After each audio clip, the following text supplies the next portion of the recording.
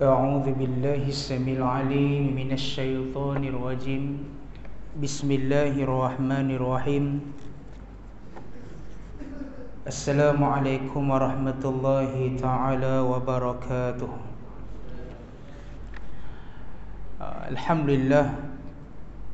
الحمد لله رب العالمين والصلاة والسلام على نبينا محمد وعلى آله وصحبه وبارك وسلم نحمده ونستعينه ونستغفره ونعوذ بالله من شرور أنفسنا ومن سيئات أعمالنا من يهده الله فلا مضل له ومن يضلل فلا هادي له أشهد أن لا إله إلا الله وحده لا شريك له له الملك وله الحمد يحيي ويميت وهو على كل شيء قدير ولا حول ولا قوة إلا بالله العلي العظيم. Sedang hadirin hadirat muslimin muslimat yang dimuliakan, yang dirahmati oleh Allah Subhanahu wa taala sekalian, sama-samalah kita merafakkan setinggi-tinggi kita kesyukuran kita ke hadirat Allah Subhanahu wa taala di atas nikmat kehidupan yang Allah berikan dan anugerahkan kepada kita ini. Mudah-mudahan kita gunakan segala nikmat yang Allah Subhanahu wa taala berikan kepada kita ke arah jalan iman dan juga taqwa, berusaha menjauhkan diri daripada perkara yang zalim, perkara yang sangat dimurkai oleh Allah Subhanahu wa taala dan juga baginda Nabi Muhammad sallallahu alaihi wasallam. Mudah-mudahan hadirin hadirat yang dirahmati oleh Allah Subhanahu wa taala sekalian, kita tergolong dalam golongan manusia yang mendapat rahmah dan juga inayah daripada Allah Subhanahu wa taala. Jadi rasanya lama juga tak hadir ke majlis Masjid Jami' Sungai Pelong ni atas beberapa kekangan 2 kali sebelum ni, tapi alhamdulillah kita bertemu kembali untuk malam ni, Isnin minggu ketiga, dan insya-Allah kita akan menyambung pengajian kita, yakni menerusi tadabbur ataupun kita melihat sesuatu di sebalik tafsir menerusi surah-surah dalam juzuk amma. Dan malam ini insya-Allah kita akan melihat daripada pembacaan ayat menerusi surah Al-Buruj. Okey, insya-Allah menerusi surah Al-Buruj insya-Allah. Jadi sama-samalah terlebih dahulu kita memulakan majlis ilmu kita pada malam ini dengan kita membaca umul kitab Al-Fatihah. أعوذ بالله السميع العليم من الشيطان الرجيم بسم الله الرحمن الرحيم الحمد لله رب العالمين الرحمن الرحيم مالك يوم الدين إياك نعبد وإياك نستعين اهدنا الصراط المستقيم صراط الذين أنعمت عليهم غير المغضوب عليهم ولا الضالين آمين. اللهم صل على نبينا محمد وعلى آله وصحبه وبارك وسلم. اللهم صل على نبينا محمد وعلى آله وصحبه وبارك وسلم. اللهم صل على نبينا محمد وعلى آله وصحبه وبارك وسلم. Alhamdulillah, hadirin hadirat yang dimuliakan oleh Allah Subhanahu wa taala sekalian. Sebelum itu sama-samalah untuk kita bermuqaddimah dengan sebuah hadis Nabi sallallahu alaihi wasallam, hadis yang diriwayatkan daripada Abu Hurairah radhiyallahu anhu. Kata Abu Hurairah, sami'tu anna Rasulullah sallallahu alaihi wasallam yaqulu. Nabi berbicara tentang satu hadis, 2 golongan yang akan menjadi penghuni neraka Allah Subhanahu wa taala. Bila nak dilemparkan ke dalam api neraka, na'udzubillah, api neraka ni kalau kita sebut, nak sebut pun sepatutnya kena ada rasa takut. Rasa takut kita termasuk, na'udzubillah, daripada golongan yang dimurkai oleh Allah Subhanahu wa taala. Kita takut kan, sebab kalau nak sebut neraka ni satu benda yang sangat besar lah. Hari ni orang boleh buat lawak lagi dengan nama neraka, boleh bergurau lagi. boleh bergelak ketawa lagi dengan nama neraka, dengan nama-nama Islam dan sebagainya. Tapi kalau dia tahu hakikat sebenarnya yang Nabi sebut dalam hadis, yang Allah Ta'ala sebut dalam Al-Quran, Masya Allah, itu satu benda yang parah dan satu penyesalan yang berpanjangan yang dia akan rasakan di padang mahsyar nanti. Tapi kata Nabi SAW, penghuni neraka ni macam-macam kumpulan. Tapi dalam hadis ni sahaja Nabi sebut 2 lah. Dan mudah-mudahan itu satu iktibar untuk kita.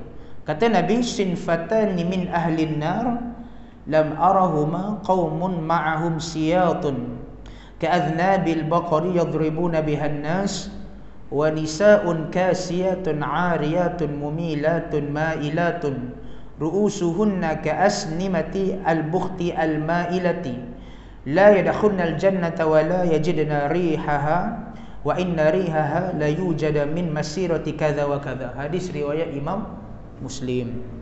Kata Abu Hurairah, Rasulullah sallallahu alaihi wasallam bersabda, ada 2 golongan yang akan menjadi penghuni neraka, yang mana aku sendiri belum pernah melihat azab yang berlaku kepada mereka. Kata Nabi sallallahu alaihi wasallam, pertama, golongan penguasa yang mempunyai cemeti. Cemeti ni macam satu alat lah. Dia macam bertali, dia berpintal macam tu untuk memukul. Pukul kuda ke, pukul hamba ke, pukul orang suruhan ke. Itu zaman dululah. Zaman sebelum datangnya syariat, dibatalkan konsep perhambaan. Dalam peristiwa haji terakhir Nabi buat haji sekali je. Haji pertama dan haji terakhir. Hajjatul Wada' lah, yang disebut sebagai peristiwa Hajjatul Wada', haji perpisahan Rasulullah. Nabi buat, itulah haji pertama, itulah haji terakhir. Antara salah satu dalam kandungan khutbah terakhir Rasulullah waktu itu ialah membatalkan sistem perhambaan. Tapi sebelum daripada itu memang cemeti itu boleh katakan ada pada tangan mana-mana penguasa untuk pukul orang suruhan dan sebagainya lah. Apa yang Nabi kata? Di akhir zaman yang mana mereka ni akan menjadi penghuni neraka, pertama, golongan penguasa yang mempunyai alat pemukul, iaitu cemeti-cemeti yang seumpama ekor lembu yang digunakan untuk memukul orang. Maknanya zalim lah. Dengan cemeti itu maknanya dengan kuasa yang dia ada, dengan kuasa bangsawan, kuasa pemerintahan yang dia ada, dia gunakan untuk seksa orang, untuk buat orang menderita dan sebagainya. Dan kezaliman tu dibuat secara terang-terangan, tak ada sorok-sorok dah, semuanya secara terang-terangan. Dan dia tak malu untuk mengaku yang dia memang melakukan kejahatan ataupun kezaliman lah. Itu yang pertama, yang memang kata Nabi SAW memang confirm tempatnya dalam neraka Allah. Adapun golongan yang kedua, yang ni kita kena perhatikan lah. Sebab golongan pertama tu Nabi sebut penguasa. Maknanya orang yang tak ada kuasa, yang di bawah pimpinan seseorang tu, dia tak payah nak risau sangat lah, sebab dia bukan orang ada kuasa pun. Okay? Dia hanya akan bertanggungjawab terhadap dirinya sahaja. Kalau penguasa ni, dia kena jawab dengan dosa dia depan Allah. Dia kena jawab dengan dosa yang dia buat pada rakyat depan Allah. Tapi yang golongan kedua ni yang Nabi sebut, kedua ialah golongan perempuan. Kedua ialah golongan muslimat, golongan perempuan yang berpakaian tetapi seolah-olah tidak memakai pakaian. Hadis ni biasa kita dengar lah, perempuan yang berpakaian, melekatlah pakaian tu pada tubuhnya tetapi seolah-olah tidak berpakaian. Dan dia berlenggang-lenggok sewaktu dia berjalan dengan tujuan untuk dia menarik perhatian mana-mana lelaki dan sebagainya. Dan dia menghayun-hayunkan bahunya dengan tujuan untuk menarik perhatian.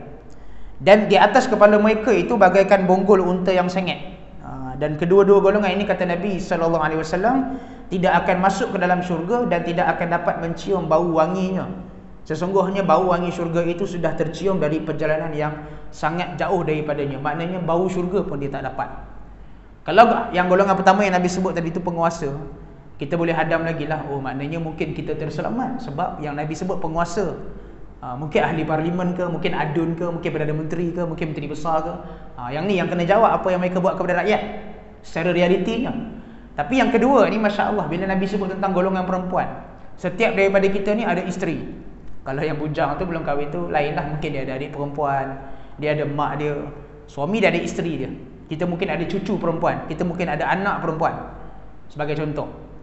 Adakah kita perhatikan apa yang berlaku kepada anak kita ataupun isteri kita? Dan kita lihat hari ini isunya bukan tentang perempuan yang free hair, yang tak memakai tudung. Kan? Perempuan yang memakai tudung, kalau kita tengok realiti pada hari ini pun banyaklah mempamerkan diri mereka tu di media sosial, menarinya, dengan bergeleknya. Kalau kita fikir balik, tujuan apa semua ni? Adakah kita nak berharap kepada redha Allah dengan macam ni cara dia? Adakah tidak cukup dengan COVID-19 yang Allah uji kita selama 2 tahun lebih ni, dan masih lagi tak settle sampai hari ni pun? Tapi kita masih lagi belum sedar dengan bala apa lagi yang Allah Ta'ala yang kita nak jemput daripada Allah ni. Na'udzubillah. Itu istilahnya macam itulah. Seolah-olah macam kita nak jemput, ya Allah, bagi lagi bala kepada kami. Tak cukup dengan COVID, tak cukup dengan influenza, bagi lagi bala kepada kami, ya Allah. Adakah macam tu kita nak cakap? Seolah-olahnya macam tu lah. Mulut kita tak cakap macam tu, tapi perbuatan kita. Sebab itu kita ni, khususnya orang lelaki lah, saya pesan kita sebagai suami, sebagai ayah, ambil peranan. Ambil tahu apa yang bini kita buat, apa yang anak perempuan kita buat. Kan? Kerana kita risau. Takut-takut dengan asbab itulah, pertamanya kita menanggung dosa lah atas apa yang mereka buat. Yang keduanya, kita risau apa yang kita nak jawab di hadapan Allah Subhanahu Ta'ala. Kemaksiatan yang kita lihat pada hari ini, Masya Allah, terlalu luas. Banyak perkara-perkara yang haram, yang kalau zaman dulu, Masya Allah, orang segan nak buat, sangat segan nak buat. Tapi hari ini sudah jadi satu benda yang biasa. Kan? Kalau zaman dulu kita kata orang perempuan tu kalau keluar rumah lepas maghrib tu, memang confirm lah. Confirm dia balik je kena kurung 2-3 hari. Tapi hari ni apa yang berlaku? Kan? Masya Allah, gejala dan kebejatan sosial tu sudah menjadi satu perkara yang sangat parah, dan dinormalisasikan pula oleh keredaan daripada pihak kita sebagai mak dan juga ayah, membenarkan saja apa anak perempuan kita nak buat, biar pergilah nak buat. Tuan-tuan, ini bahaya. Ini satu perkara yang bahaya.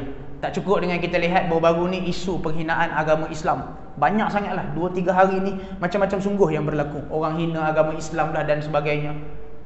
Kan? Macam mana mereka tak hina Islam, sedangkan kita duduk dalam agama Islam pun seolah-olah kita duduk tunjuk kita sedang menghina agama kita sendiri.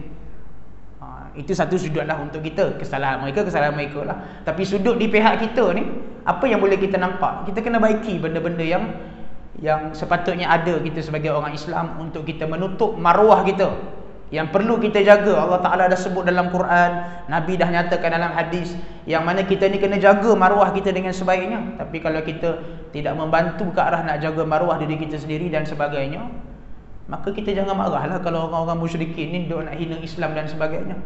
Ini satu sudut lain. Kesalahan mereka. Mereka tetap kena diambil tindakan. Tu kita setuju. Tapi di pihak kita sebagai orang Islam, mana-mana kebejatan sosial, mana-mana benda yang melibatkan kemaksiatan dan sebagainya, kita kena sama-sama ada usaha untuk mencegah. Kita kena ada sama-sama usaha untuk mencegah ke arah kemungkaran daripada terus berlaku, dan jangan biarkan benda ini dinormalisasikan. Kerana tanda-tanda kiamat bila mana maksiat tu dah dianggap seperti mana biasa. Benda yang memang dosa, zina contohnya, dah jadi benda yang normal, semua orang buat. Na'udzubillah. Kalau dah sampai tahap tu, memang kiamat tak jauh dah lah. Jadi sebab itulah, 2 golongan yang Nabi sebut sebagai penghuni neraka ni, kita kena ada rasa takwa kepada Allah dan berusaha untuk menjauhkan diri kita daripada menjadi 2 golongan ini. Yang pertama tadi, penguasa.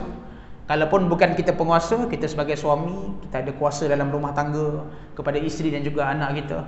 Jangan buat zalim lah kepada isteri dan juga anak. Yang keduanya, perempuan. Yang mana perempuan ini, mereka ialah aset kepada keluarga tu sendiri. Anak perempuan ni memang kena pelihara maruah dia. Kita kena pastikan anak perempuan kita tutup aurat dengan sebaiknya. Kena pastikan ikhtilat, macam mana mereka bergaul dengan lelaki di luar sana dan sebagainya tu. Benda tu semua kita kena jagalah, sebagai mak dan juga ayah. Dan sebagai masyarakat juga. Kalau pepatah menyebutkan jangan sibuk duk jaga tepi kain orang, sebenarnya penting kena jaga juga tepi kain orang. Sebab kalau tak bantu, siapa lagi nak bantu? Kalau dah mak bapak sendiri pun tak nak ambil tahu, masalah. Kena bantu sama-sama lah, sebab kita ni hidup bermasyarakat. Inilah waktu untuk kita bersilaturahim. Sebelum duduk dalam kubur, semua seorang-seorang. Tak ada duduk dalam kubur dengan anak kita, tak ada duduk dalam kubur sekali dengan suami kita. Di alam barzakh ada ke kita dibangkitkan sekali dengan suami kita? Mana ada? Kan? Masa sekarang ni lah kita kena hidup bermasyarakat. Sampai satu masa kita dah tak mampu dah untuk bersama-sama dengan keramaian ni. Kita akan sampai kepada tahap di alam barzakh yang mana kita semua akan duduk seorang-seorang. Tak ada dah isteri maupun anak, walaupun rapat macam mana atas dunia pun, tapi di alam barzakh tak ada. Memang seorang-seorang kita duduk. Jadi waktu atas dunia ni lah untuk kita sentiasa ta'muruna bil ma'ruf, iaitu mengajak untuk melakukan kebaikan, ma'ruf, dan tanhauna 'anil munkar, dan mencegah daripada berlakunya kemungkaran yang Allah Ta'ala sangat murka untuk kita lakukan. Jadi itu mukadimah kita lah. Dan malam ni kita nak sambung daripada surah Al-Buruj. Kalau kita masih ingat sebelum ni, kita telah bercerita tentang dalam kisah yang terawal dalam surah Al-Buruj, iaitu di antara ayat 1 sampai ke 9. Salah satu daripada ayat yang kita baca tu sebelum ni, Bismillahirrahmanirrahim, qutila ashabul ukhdud, kan? Dan celakalah orang-orang yang menggali parit. Ashabul ukhdud, bukan ashabul kahfi. Kalau ashabul kahfi itu kisah lain, tapi ni ashabul ukhdud lah. Cerita dia agak panjang lah. Memang ada dalam hadis Nabi, riwayat Imam Ahmad ada, Imam Muslim ada, Imam An-Nasai pun ada juga. Panjang cerita dia. Nabi cerita tentang ashabul ukhdud, satu golongan yang mana dia datang daripada seorang ghulam, seorang budak. Dia pernah belajar sihir, tapi dia juga pernah belajar daripada seorang ulama yang dia jumpa lah, tentang ilmu Islam dan sebagainya. Kita dah cerita dah sebelum ni, cuma kita nak bagi tahu di ending pengakhiran kehidupan dia tu, dia sebenarnya cuba dibunuh oleh raja yang zalim beberapa kali lah. Nak buang tengah laut, tak mati-mati, kan? Nak buang daripada atas gunung, tak mati juga. Last sekali dia pula bagi idea kepada raja, nak bunuh aku senang je. Kumpulkan semua rakyat, lepas tu kau ikat aku pada pokok, panah aku. Tapi sebelum nak panah tu baca Bismillahirrabbilghulam, dengan nama Allah Tuhan kepada budak ini. Bismillahirrabbilghulam, baca ayat tu. Bila raja tu, dia tak tahu, dia main sebut je. Dan bila dia panah tu mati budak tu. Tapi kematian dia telah menghidupkan jiwa-jiwa orang yang menyaksikan. Sebab orang yang menyaksikan tengok, raja kita ni dia mengaku dia Tuhan, tapi dia sendiri panah budak tu dengan membaca Bismillahirrabbilghulam, dengan nama Allah Tuhan budak ni. Maknanya raja ni bukan Tuhan lah, dia bohong. Tuhan ialah Tuhan budak ni lah, Allah. Jadi orang kampung waktu tu ramai yang beriman. So raja ni tak nak mengaku kalah, dia pun arahkan konco-konco dia lah, maknanya staff-staff dia, orang-orang istana dan sebagainya ni, untuk gali parit. Yang ni yang disebut sebagai ashabul ukhdud. Geng-geng yang masuk Islam dengan disebabkan budak tu mati. Sebab budak tu dah tunjukkan sesuatu lah yang memberikan jentikan hidayah kepada mereka. Dan mereka semua ni ditanam dalam parit tersebut. Dan yang paling menggemparkan, telah berlaku satu peristiwa, iaitu seorang budak, baby lagi, ketika mana seorang perempuan yang beriman dengan disebabkan budak itu, dia juga nak dikambus dengan tanah pada waktu itu. Waktu tu dia pun macam tak yakin, alamak, nak beriman ke tak nak beriman. Kalau aku tarik diri daripada beriman, mungkin nyawa boleh selamat, aku selamat, baby ni pun selamat. Tapi dengan izin Allah, Allah bagi izin kepada bayi tu, baby tu, untuk bercakap. Apa dia kata? Sabarlah wahai ibu, kerana kau sedang mempertahankan yang hak. Dalam istilah tauhid kita panggil irhas lah, kan? Kekuatan ataupun perkara luar biasa yang diberikan kepada Nabi ataupun seorang bayi yang boleh bercakap. Boleh bercakap sejak daripada baby. Mana boleh baby bercakap? Dan bercakap tu dengan cakap yang jelas, clear pula tu. Dia kata, wahai ibu, sabar. Sebagaimana Nabi Isa berkata, ketika mana Maryam, ibunya, difitnah, kan? Sehingga Allah sebut dalam Quran, la tukallimul yawma insiya, wahai Maryam, hari ni duduk diam, kau kena puasa mulut, jangan bercakap. Sebab apa? Sebab Allah nak takdirkan baby tu, iaitu Nabi Isa, masa dia bayi, dia boleh bercakap. Jadi kisah yang serupa juga berlaku pada perempuan ni. Masa dia tak confident nak mempertahankan iman dia, baby tu boleh bercakap. Dia cakap, wahai ibu, sabarlah, kerana kau sedang mempertahankan yang hak. Cerita hadis tu memang agak panjang lah. Dalam hadis riwayat Imam Ahmad ada, Imam Muslim dan juga Imam An-Nasai. Kalau ikut Ibnu Abbas, dia kata kisah tu berlaku 70 tahun lah sebelum kelahiran Nabi Muhammad SAW. Okey, macam mana persoalannya Nabi Muhammad boleh tahu kisah-kisah ni? Tak lain tak bukan menerusi wahyu lah. Wahyu yang Allah Ta'ala turunkan menerusi perantaraan Malaikat Jibril. Nabi dengan Malaikat Jibril ni seumpama kawan. Bukan hanya Jibril ni dia turunkan wahyu Quran pada Nabi Muhammad, bahkan dia juga turunkan pada Nabi Muhammad tentang kisah-kisah Nabi dan sebagainya. Nabi Zakaria, Nabi Yahya. Kalau ikutkan dalam Quran, sumber penceritaan tak semua Nabi yang detail. Kebanyakannya sumber penceritaan tu datang daripada hadis Nabi SAW. Contohnya kalau kita baca kisah Nabi Yahya, Nabi Zakaria dalam Quran, tak berapa banyak. Dalam Quran ni banyak contohnya macam Nabi Musa. Nabi Musa jumpa Nabi Khidir dalam surah Al-Kahfi. Yang tu cerita dia memang detail lah. Dan Nabi cuma top up sikit dalam hadis. Tapi ada cerita yang memang kurang sangat lah. Macam kisah Nabi Adam, kan? Kisah Nabi Adam, kisah Nabi Idris, yang ni memang kurang. Kebanyakannya sambungannya dalam hadis-hadis Nabi SAW.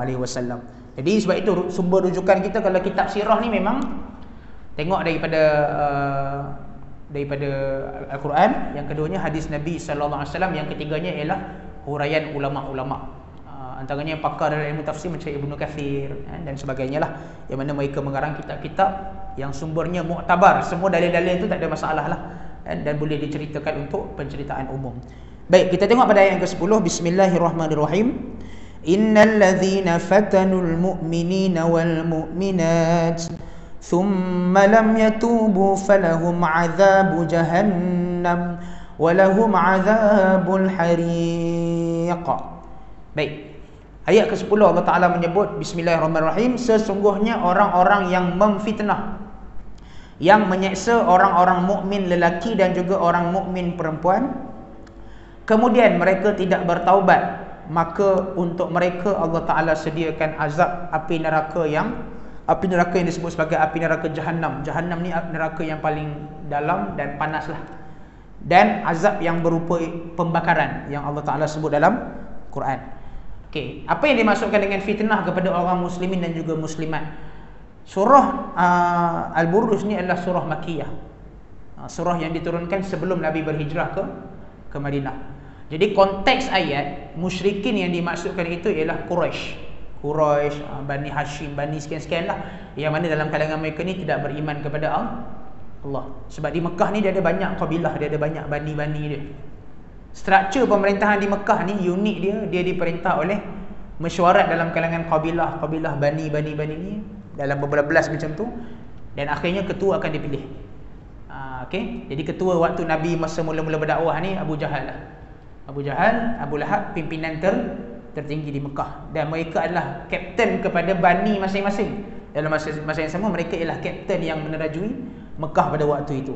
Jadi ayat ni membawa maksud, maknanya fitnah itu ialah siksaan. Innal ladzina fatanul mu'minin, mereka yang melakukan cubaan-cubaan yang jahat kepada orang mukmin dan juga mukminin.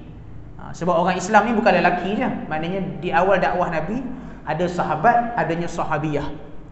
Sahabiah wanita ni antaranya yang sebenarnya jaranglah kita cerita kan, kecuali macam kisah Sayyidatina Khadijah, kisah Aisyah, kisah Saudah, kisah Ummu Salamah kan. Tapi sebenarnya dia ada satu kitab kalau kita boleh beli satu kitab, Hayatus Sahabiyah, kehidupan sahabat-sahabat wanita Rasulullah sallallahu alaihi wasallam. Apa persepsi mereka pada Rasulullah kan, apa yang mereka pernah bicara pada Nabi, kehidupan mereka dengan Nabi macam mana. Yang tu semua ada. Tapi satu lagi kitab yang memang normal, yang memang biasa kita baca, kitab Hayatus Sahabah, kehidupan sahabat-sahabat Nabi bersama dengan Rasulullah. Jadi antara ujian yang banyak berlaku lah, kita tengok keluarga Sumayyah dibunuh, Bilal bin Rabah dihempakkan dadanya dengan batu yang sangat besar, dan dia tidak sesekali meninggalkan agamanya. Sahabat Nabi juga yang bernama Khubayb bin Adi, seorang antara guru yang terawal dalam sejarah Islam ialah Khubayb bin Adi. Dia pernah mengajarkan Islam secara terbuka kepada orang-orang di Mekah. Dia tolong Nabi sebenarnya. Tapi waktu tu ada berlaku protes lah dalam kalangan orang musyrikin. Mereka tangkap Khubayb bin Adi ni dan mereka ikat dekat satu kawasan yang kita panggil Tanaim, tak jauh daripada tempat miqat. Tempat miqat kita kalau umrah ataupun haji ialah Masjid Sayyidatina Aisyah namanya, yang kita panggil sebagai Tanaim lah. Tak jauh, dalam 7 km je daripada Mekah. Tapi belakang Masjid Tanaim tu, Masjid Sayyidatina Aisyah tu, sebenarnya ada satu bukit. Yang satu bukit tu adalah tak pasti bukit mana, tapi memang celah satu lorong bukit. Di situ tempat Khubayb bin Adi pernah diikat selama 3 hari. Dalam masa 3 hari tu dia dibaling dengan batu oleh budak-budak, oleh perempuan mengandung dan sebagainya. Lepas hari ketiga tu baru dia kena bunuh. Maksudnya besarnya ujian orang-orang Islam hadapi ni pada waktu zaman Rasulullah sallallahu alaihi wasallam. Bahkan ujian yang paling besar sekali, yang memang lagi besar lah daripada pembunuhan apa semua tu, ialah pemboikotan. Orang Islam kena boikot, pernah sampai 3 tahun kena boikot. Tidak boleh mereka beli makanan daripada orang musyrikin, mereka tak boleh pergi ke pasar, mereka tak boleh berkahwin dengan, ya kahwin memang iyalah, memang mereka tak ada keperluan sangat, tapi bab-bab ekonomi ni, macam makanan, macam berlaku sekatan ekonomi lah, sebab ekonomi banyak orang Quraisy musyrikin pegang. Kita hari ni kalau kita bayangkan dengan kenaikan harga barang, telur pun berapa ramai dah bising kan, dengan minyak naik kan, berapa ramai dah bising dan sebagainya kan. Bayangkan kalau berterusan. Sekarang ni pula kita tengok musim kemarau. Mungkin beberapa minggu kan. Cuba bayangkan kemarau yang berlaku pada zaman sebelum Nabi Muhammad sallallahu alaihi wasallam, zaman nabi-nabi sebelum Nabi Muhammad. Mereka diuji dengan kemarau tu sampai bertahun-tahun. Itu pun mereka masih melakukan kekufuran kepada nabi masing-masing. Degilnya dia orang ni sampai tahap kemarau dah bertahun-tahun pun.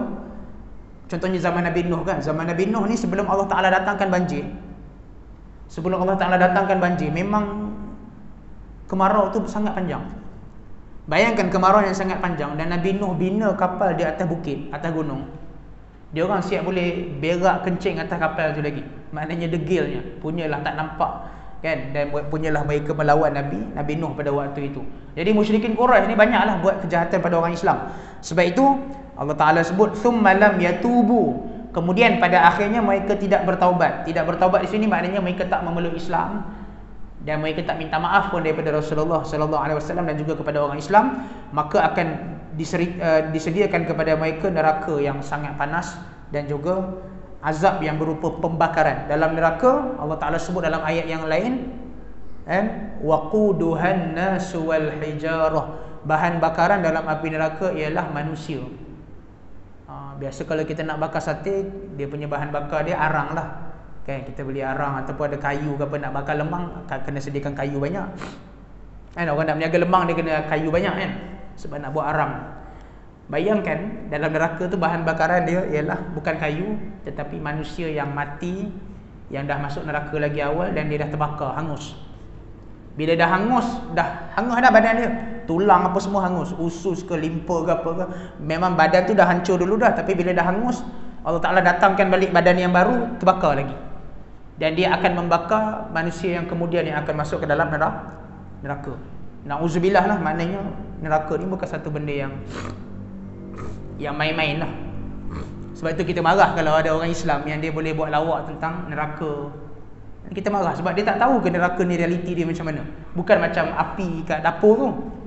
Sangat panas api tu daripada kalau kita tengok api dunia ni takat warna oranye je. Warna oranye, kuning, warna biru. Dia akan naik sampai api tu warna hitam. Sampai jadi putih, sampai jadi hitam balik, sampai jadi putih balik. Sebagaimana yang Nabi nyatakan dalam hadis. Maknanya sangat panas. Tak tahu nak kata macam mana panas dia. Sebab itu Allah Taala sebut innal ladzina amanu wa 'amilus solihati lahum jannatun tajri min tahtihal anhar dzalikal fawzul kabir. Sesungguhnya orang yang beriman dan beramal soleh. Beriman je tak cukup. Kita mengaku beriman kepada Allah kan, tak cukup. Tapi beramal soleh. Satu lagi maknanya kena rajin beramal dengan amalan yang soleh. Orang yang beriman, yang ada ilmu kan, daripada zaman sekolah lagi kita dah belajar dah sembahyang duha, sembahyang tarawih, semua sekolah rendah dah belajar dah. Tapi sejauh mana beramal soleh itu masuk? Kan macam anak-anak kita hari ni kan. Anak-anak kita hari ni dah tak ada periksa dah. Dia ada pentaksiran kalau di sekolah. Kan kononnya sebab nak bagi macam kita kata supaya dia tidak berorientasikan peperiksaan, supaya dia berorientasikan secara realistik lah. Maknanya belajar tu ada markah dia, akhlak pun ada markah, kehadiran ke kelas ada markah, adab dengan cikgu pun ada markah. Contoh, maknanya kita kata kalau setakat skor A dalam bab beriman kepada Allah tetapi tidak beramal soleh, masalah juga.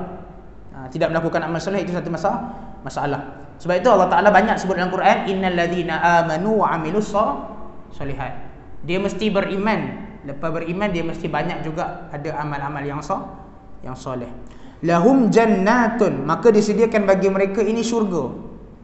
Tajri min tahtihal anhar, yang mana mengalir di bawahnya beberapa sungai. Banyak dalam Quran kalau kita tengok seni bahasa yang Allah pakai, jannatin tajri min tahtihal anhar. Syurga yang mana mengalir di bawahnya sungai-sungai. Sebab apa? Nak bagi tahu syurga ni kenikmatan dia ialah terletak kepada kecantikan dia. Ada air yang mengalir. Dekat syurga tak ada malam.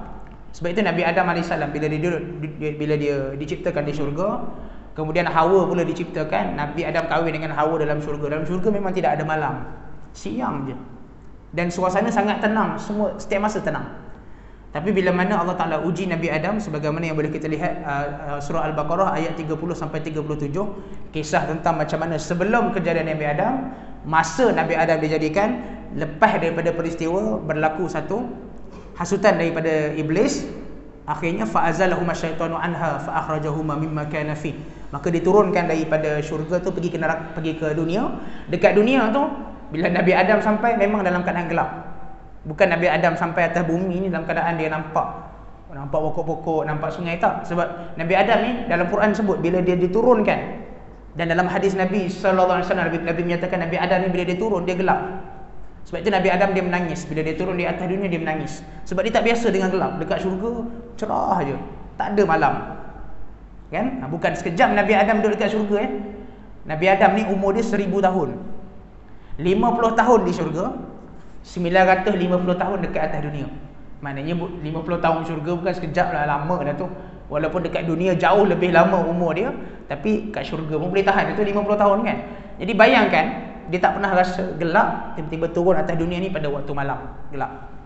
Itu juga yang menjadi asbab kepada turunnya dalil waja'alna al-laila libasa waja'alna an-nahara ma'asha. Dijadikan bagi kalian malam itu untuk berehat dan siang itu untuk bekerja.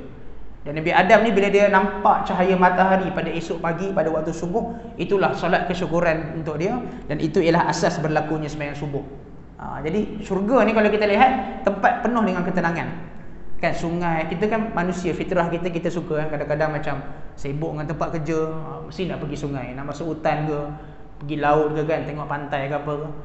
Kalau rasa macam stres sangat, pergi cari ketenangan dengan kita pergi ke tempat-tempat macam tu. Sebab dalam syurga itu, bahkan dalam syurga itu bukan tempat pelancongan kita, itu tempat duduk kita. Tempat duduk kita itu ialah syurga yang mengalir di bawahnya sungai-sungai. Setiap daripada penghuni syurga mereka akan ada nikmat tu. Kita mampu ke atas dunia ni kan, rumah yang mana sebelah rumah kita sungai, bukan swimming pool lah. Swimming pool ni buat sendiri, kita kata sungai ni, maknanya Allah bagi kepada semua penghuni syurga. Dan kata Allah, zalikal fauzul kabir, itulah kemenangan yang paling besar sekali. Kemenangan yang paling besar bila mana kita berjaya menghadap segala ujian di atas dunia ni, dan kemudian Allah redha kepada kita. Dengan disebabkan Allah redha itulah, maka Allah bagi jawapan kepada kita, pergilah masuk ke dalam syurga aku. Pergilah masuk ke dalam syurga aku. Baik, kemudian ayat 12 sampai ayat ke-14 kita tengok, inna batsha rabbika lasyadid innahu huwa yubdi'u wa yu'id wa huwal ghafurul wadud. Sesungguhnya balasan seksa Allah juga dalam masa yang sama sangat keras. Di sebalik nikmat yang Allah bagi penghuni syurga yang sangat banyak nikmatnya dan tidak ada penghujung, tapi kena ingat juga, batsha rabbika lasyadid, balasan Allah juga sangat keras. Innahu huwa yubdi'u wa yu'id, dialah yang memulakan untuk menghidupkan makhluk pada awal, dan dia yang mengulangi kehidupan kembali setelah manusia semua dimatikan. Bila dijadikan Nabi Adam, dia yang pertama hidup. Kemudian dijadikan Hawa. Lepas tu jadilah manusia yang berikutnya. Kan adanya laki, adanya perempuan, ada laki, perempuan selang-seling, sampailah hari kiamat. Sampailah kita kata setiap daripada manusia yang hidup dia akan mati. Mungkin dia mati masa umur setahun, dia mati masa baby lagi, dia mati masa umur 10 tahun, dia mati masa umur 50 tahun, dia mati masa umur 70 tahun. Bila dah mati tu, kemudian dihidupkan kembali di padang mahsyar. Maknanya itulah sifat Allah Subhanahu Wa Taala, huwa yubdi'u wa yu'id. Dia yang maha memulakan dan dia yang maha mematikan. Kemudian wa yu'id, dia yang maha kembalikan balik nyawa kepada semua makhluk. Wa huwal ghafurul wadud. Dan kena ingat, walaupun azab Allah itu sangat pedih, Allah tu Tuhan yang maha pengampun dan maha bersifat al-wadud, daripada perkataan bahasa Arab mawaddah. Allah tu Tuhan yang maha berkasih sayang. Walaupun Allah Ta'ala banyak sebut dalam Quran tentang ancaman api neraka, tapi kena ingat, selagi mana kita belum sampai kepada sakaratul maut. Sakaratul maut ni kita semua akan rasa. Bezanya masa lah. Mungkin ada orang rasa sekejap je, dalam 15 saat, 30 saat, seminit, 2 minit. Ada yang akan rasa lama, kan? Ada yang akan rasa lama sampai sejam, 2 jam. Na'udzubillah lah. Jangan minta dipanjangkan sakaratul maut ni, sebab dia ialah kesusahan kematian kita. Mati cepat tu lagi baik. Yang masalahnya koma dalam tempoh yang lama ni. Kita tengok dulu Presiden Israel Ariel Sharon, berapa ramai dah orang Palestin dia bunuh, berapa ramai orang Islam yang dah mati di tangan dia, mungkin berpuluh ribu, beratus ribu dah. Tapi kalau kita tengok, dia ni koma lama. tak silap daripada tahun 2000 lebih. Nanti boleh cek balik fakta tu. Tapi lama dia koma, bertahun-tahun, lebih daripada 5 tahun kalau tak silap. Boleh bayangkan tak? Akhir lepas 5-6 tahun tu baru dia mati. Maksudnya sakaratul maut dia sangat panjang. Seolah-olah Allah nak bagi isyarat, itu baru dekat dunia. Dekat dunia aku dah bagi azab siksaan sakaratul maut tu lama. Apatah lagi dekat akhirat. Dunia ni mungkin Allah bagi tak sampai 1% pun. Tapi dekat akhirat tu Allah akan bagi lebih lagi sampai beribu-ribu peratus yang manusia tu akan terima. Kalau Allah ampunkan, alhamdulillah. Tapi kalau Allah tak ampunkan, memang tidak ada kesempatan lagi dah. Jadi sebab itu Allah Ta'ala sebut, dialah Tuhan yang maha pengampun dan dialah yang sangat mengasihani. Khalid Al-Walid contohnya, sebelum dia masuk Islam, sebenarnya beratus-ratuslah sahabat Nabi yang dia dah bunuh. Khalid Al-Walid ni masa dia belum masuk Islam, dia bunuh orang Islam dalam perang Badar, dia bunuh orang Islam dalam perang Uhud, dia bunuh orang Islam dalam perang Khandaq. Berapa ramai yang dah mati dekat tangan dia masa dia jadi tentera musyrikin. Tapi lepas daripada peristiwa umrah qada, umrah yang berlaku tahun ke-7 Hijrah, dia senyap-senyap dia bersama dengan Amr al-As. Masa tu dia ajar Ikrimah sekali. Ikrimah bin Abu Jahal tak nak pergi. Korang pergilah, aku nak duduk kat sini. Dua orang ni pergi jumpa Rasulullah di Madinah dan menyatakan keislaman. Dia orang masuk Islam. Orang yang paling seronok waktu tu Umar Al-Khattab. Orang yang paling seronok waktu tu Sa'id bin Amir. Ramailah sahabat-sahabat Nabi ni seronok. Cuma Khalid Al-Walid dia tanya, "Ya Rasulullah, dulu tangan aku ini telah membinasakan nyawa ramai sahabat. Macam mana aku nak baiki balik kesalahan aku? Allah boleh ampunkan ke tak?" Khalid Al-Walid tanyalah. Maka Nabi kata, "Jangan risau. Al-Islamu yajubu ma qablah." Islam ni dia menghapuskan segala dosa yang kamu buat waktu zaman kamu jahil. Jangan risau, Allah tu Maha Pengampun. Kan? Tapi seeloknya kamu tebuslah, sebab kamu dulu ketua tentera. Bukan ketua tentera, dia orang bawah, cuma dia ketua strategi peperangan. Sayap kanan, sayap kiri dia peganglah. Atas daripada dia Abu Sufyan waktu tu. Cuma Nabi kata kepada dia, kalau kamu boleh tebus dengan cara kamu memainkan peranan penting dalam tentera Islam pula, untuk lawan orang yang pernah kamu tolong sebelum ni. Maksudnya dia pernah tolong musyrikin, sekarang ni dia duduk dengan Islam, dia kena tolong Islam pula lah lawan musyrikin. Maka kata Nabi SAW, fahuwa khair, itu lebih baik. Sebab itu akan menjadi bukti yang kamu akan bawa depan Allah Subhanahu Wa Taala. Dulu aku bunuh ramai sahabat, tapi bila aku masuk Islam, aku telah tebus dengan cara membunuh orang-orang musyrikin lebih ramai daripada aku bunuh sahabat Nabi SAW. Jadi Khalid Al-Walid ni umur dia panjang. Pada zaman Abu Bakar dia ada, dan dia meninggal tu zaman Umar Al-Khattab. Zaman berlaku taun yang berlaku di Syria pada waktu tu, penyakit berjangkit lah. Taun tu lagi bahaya daripada Covid tuan-tuan. Kalau kena tu memang confirm mati. Kita Covid-19 ni alhamdulillah dengan adanya vaksinasi dan sebagainya, insya-Allah lah. Maknanya kalau kena pun level 1, level 2 macam tu lah. Dia tak jadi teruk lah, insya-Allah. Tapi kalau ada orang yang tak vaksin pun, kalau Allah izinkan dia survive juga. Cuma nak katanya taun waktu tu siapa yang terkena memang menghitung hari lah, bawah 10 hari. Antara yang kena waktu tu Khalid Al-Walid dan juga Abu Ubaidah Ibn Jarrah, masa mereka berkamp di Syam lah, untuk mereka meluaskan lagi jajahan Islam kan. Tapi nak katanya Allah Ta'ala tu Tuhan yang Maha Pengampun lah. Kita nak kata Khalid Al-Walid pun dah bunuh ramai orang Islam sebelum dia masuk Islam. Tapi bila dia dah masuk Islam, tu kena buat betul-betul. Jangan duk buat dosa lagi, sebab waktu tu segala perhitungan tu akan mula dihitung. Dzul Arsyil Majid, dan Allah Subhanahu Wa Ta'ala ni dia mempunyai arash kan, yang dalam Quran sebenarnya banyak nama-nama Allah Subhanahu Wa Ta'ala. Contohnya kita panggil Al-Majid, Ar-Rahman, Ar-Rahim, itu semua kita panggil sebagai Asmaul Husna. And Asmaul Husna, nama-nama Allah Subhanahu Wa Ta'ala yang mulia. Allah sebenarnya suka, sebab dalam hadis pun Nabi nyatakan, kita ni bila kalau kita berdoa, contohnya kita sebut dengan nama Tuhan yang pelbagai. Ya Allah, Ya Rahman, Ya Rahim, Ya Ghani, Ya Hamid, Ya Wadud, Ya Majid. Allah Ta'ala suka bila mana kita berdoa tu kita pelbagai kan. Kan kita hafal Asmaul Husna tu ada 99 semuanya. Kan? Walillahil asmaul husna fad'uhu biha. Di sisi Allah itu ada nama-nama yang baik. Maka berdoalah dengan menyebutkan nama-nama Allah itu. Zikir ni banyak cara dia. Nabi dah ajar dah. Asmaul Husna tu satu zikir sunnah yang boleh kita amalkan. Banyaklah. Jadi kita amalkan dengan apa yang dinyatakan oleh Nabi SAW. Cuma kesimpulan sebelum kita nak tutup untuk perbincangan ayat kita ni, yang boleh kita ambil tuan-tuan mungkin 2-3 perkara lah. Pertamanya ialah dunia ini adalah satu cabaran bagi orang Islam.